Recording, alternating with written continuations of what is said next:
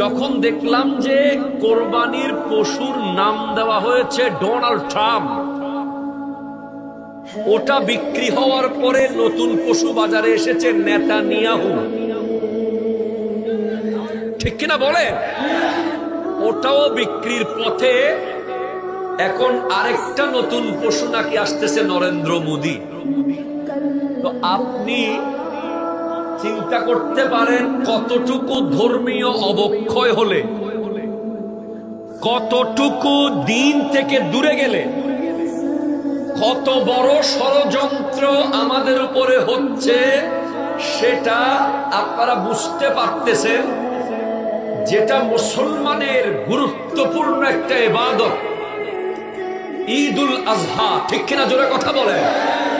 যেই কোরবানির পশুর জায়গায়, যেই জায়গাটাতে ইসমাইল জবিহুল্লাহ আলাইহিস সালামের কোরবানি হওয়ার কথা ছিল, সেখানে জান্নাত থেকে দুব্বা এসেছে বলে ওই কোরবানিটা সেদিন ইসমাইল আলাইহিস সালামের গলা দিয়ে হয় নাই।